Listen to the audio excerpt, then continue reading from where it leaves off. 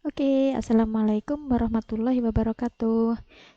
Materi kali ini kita akan membahas tentang soal-soal seni budaya, di mana soal-soal yang akan kita bahas nanti adalah soal-soal yang bersifat dasar ya, seni rupa yang bersifat dasar dan beberapa tambahan untuk menambah wawasan kita dalam mempelajari seni rupa.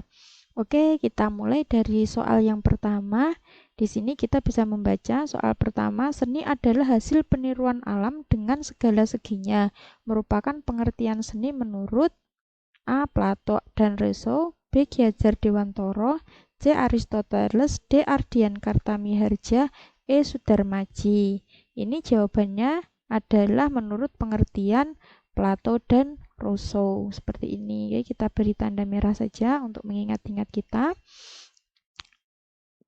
Soal berikutnya, dalam bahasa Sangsekerta, kata seni yang berarti berwarna disebut A. Kultur, B. Cilpa, C. Kalpala, C. Kalpa, D. Kalpala, E. Art.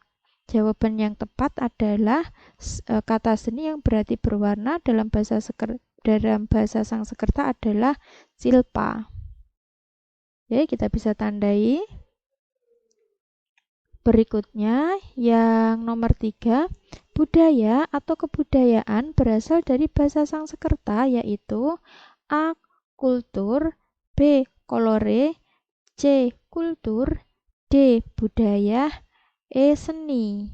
Oke, jawaban yang paling tepat untuk kata kebudayaan dari bahasa Sangsekerta adalah budaya. Seperti ini. Kalau culture ini bahasa Inggris, colore itu bahasa Latin, kultur bahasa Indonesia, seni itu artinya seni. Yang paling tepat jawabannya adalah budaya. Nah, ini adalah pengertian-pengertian seni dan budaya secara dasar ya. Nah, soal berikutnya, menurut J.J. Honigman, wujud budaya adalah A. Aktivitas artefak bangunan, B. Gagasan aktivitas artefak, C. Gagasan ide pemikiran, D. Artefak hasil pemikiran, E. Aktivitas perilaku hasil. Jawaban yang paling tepat menurut J.J. Honigman, wujud kebudayaan itu adalah gagasan, aktivitas, dan artefak. Kita bisa memahami, misal contohnya kebudayaan yang berupa artefak itu bisa berupa candi, bisa berupa gerabah, dan benda-benda yang bersifat fisik atau ada wujudnya. Nah, itu bisa kita katakan wujud budaya yang berupa artefak. Kemudian, yang berupa aktivitas itu kita bisa melihat ada upacara-upacara adat, kemudian ada ritual-ritual yang berupa sebuah kegiatan yang merupakan hasil dari kebudayaan sebuah daerah. Sedangkan untuk yang berupa gagasan itu hanya yang berupa ide saja, yang tidak ada tindakan dan tidak ada hasilnya. Contohnya misal cerita legenda, dongeng, seperti itu. Jadi itu adalah hasil kebudayaan yang berupa ide. Yang berupa gagasan ini tidak ada wujud benda ataupun kegiatannya. Yang berupa aktivitas ini ada aktivitasnya, ada kegiatannya. Yang berupa artefak itu ada wujud, ada hasilnya. Seperti itu. Oke, kita lanjutkan lagi soal yang nomor 5. Berikut ini merupakan salah satu fungsi seni, yaitu A. Fine art, B. artis, C. kultur art, D. kalpala art, E. art. Jawaban yang paling tepat fungsi seni adalah fine art. Seperti ini. Fine art itu artinya adalah seni murni, di mana fungsi seni terdiri dari dua, yaitu seni murni atau fine art dan seni terapan atau applied art. Kalau seni murni itu hanya seni yang bersifat untuk ekspresi senimannya saja, tidak untuk yang lain. Sedangkan untuk applied art itu adalah sebuah karya seni, di samping dia juga mempunyai nilai seni, dia juga ada fungsi yang lain, misal untuk membantu kehidupan sehari-hari, misal contohnya jam dinding seperti itu untuk menandai waktu, atau meja atau kursi. Dan selain ada unsur seninya juga bisa digunakan untuk fungsi yang lain. Itu kalau yang seni terapan. Oke, kita lanjut lagi. Nomor 6, istilah seni terapan dalam bahasa Inggris adalah, tadi sudah saya sebutkan, ini jawabannya adalah applied art ya. Kalau fine art itu seni murni, kita turunkan ke fine art itu seni murni, kalau applied art itu seni terapan, kultur art itu tidak ada artinya, kalpala art juga tidak ada artinya, art itu artinya seni, seperti itu. Jadi untuk istilah seni terapan itu yang paling tepat adalah applied art, seperti itu. Oke, kita soal yang berikutnya. Seni rupa berdasarkan wujudnya dibagi menjadi dua, yaitu A. Seni rupa 2 dimensi dan seni rupa 3 dimensi. B. Seni murni dan seni terapan. C. Seni tradisional dan seni modern. D. Seni murni dan seni abstrak. E. Seni modern dan seni murni. Seni rupa berdasarkan wujudnya dibagi jadi dua, yaitu seni rupa 2 dimensi dan seni rupa 3 dimensi. Seni rupa 2 dimensi itu adalah sebuah karya seni yang hanya mempunyai panjang dan lebar saja, sedang untuk seni rupa 3 dimensi dia mempunyai panjang, lebar, dan tinggi.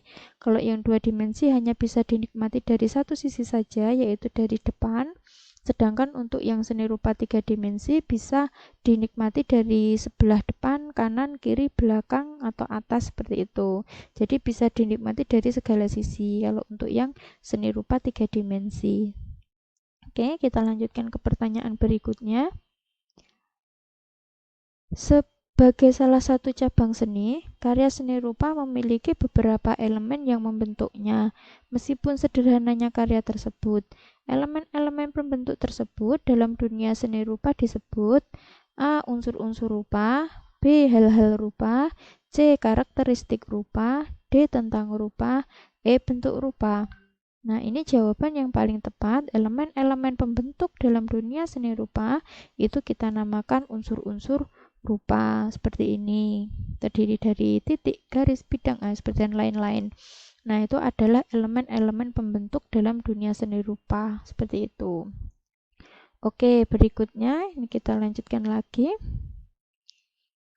Berikut ini adalah beberapa unsur rupa, yaitu A. Titik, garis, bidang, atau bentuk, ruang, tekstur, warna. B. Titik, garis, bidang, komposisi, tekstur, warna. C. Titik, proporsi, komposisi, tekstur, warna. D. Center of interest, bidang, bentuk, tekstur, warna. E. Titik, ritme, bentuk, tekstur, dan pengulangan. Jawaban yang paling tepat adalah A.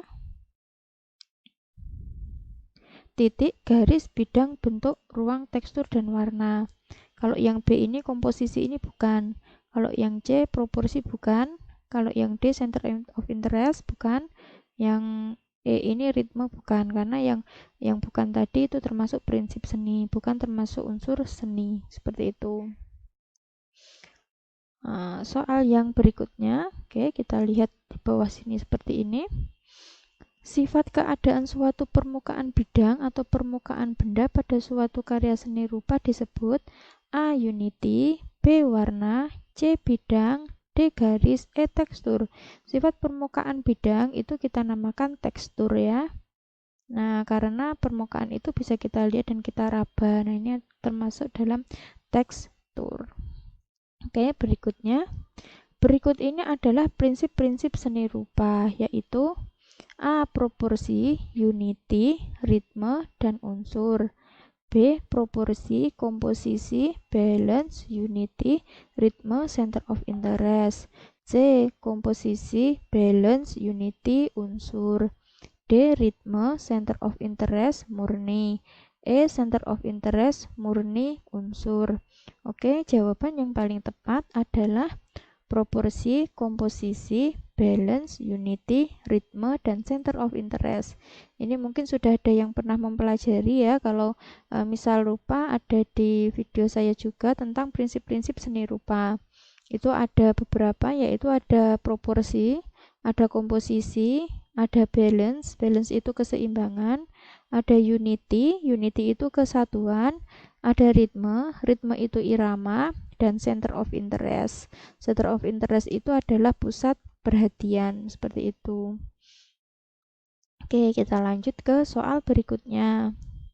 Paduan unsur-unsur di mana antar unsur satu dengan yang lain saling menunjukkan adanya hubungan atau keterkaitan, dengan kata lain tidak terpisah-pisah atau berdiri sendiri, disebut prinsip. A. Ritme, B. Komposisi, C. Murni, D. Center of interest, E. Unity. Oke, kita bisa melihat di sini ada kata menunjukkan adanya hubungan atau keterkaitan, dengan kata lain tidak terpisah-pisah atau tidak berdiri sendiri. Berarti di antara unsur-unsur tersebut itu menunjukkan sebuah kesatuan karena ada hubungan dan ada keterkaitan. Nah, kesatuan di sini berarti sebuah karya seni tersebut mempunyai unity, mempunyai kesatuan. Objek-objeknya itu tidak terpisah satu sama lain, objek-objeknya itu tergabung, saling terkait, seperti itu. Oke, kita lanjutkan lagi soal berikutnya. Aliran lukis yang menampilkan tentang objek alam atau pemandangan secara visual tanpa ada penafsiran lain disebut A. Ekspresionisme, B. Impresionisme, C. Naturalisme, D. Romantisme, E. Kubisme. Oke, jawaban yang paling tepat karena di sini ada kata objek alam, nature ya, pemandangan. Nah, itu berarti jawabannya yang paling tepat adalah naturalisme, adalah sebuah lukisan, karya seni lukis yang menampilkan tentang objek pemandangan alam, natural, seperti itu. Oke, berikutnya nomor 14, kita bisa tata di sini. Aliran lukis yang merupakan hasil ungkapan batin yang tidak ada identifikasinya di dunia nyata, yang mempergunakan kesatuan garis, bidang, warna, dan unsur seni rupa lainnya disebut A. Surrealisme, B. Pop art, C. Abstrak, D. Impresionisme, E. Pointillisme. Oke, kita bisa melihat di sini ada kata yang dituliskan merupakan ungkapan batin yang tidak ada identifikasinya di dunia nyata. Berarti dia tidak mewakili apapun bentuk yang ada di dunia nyata.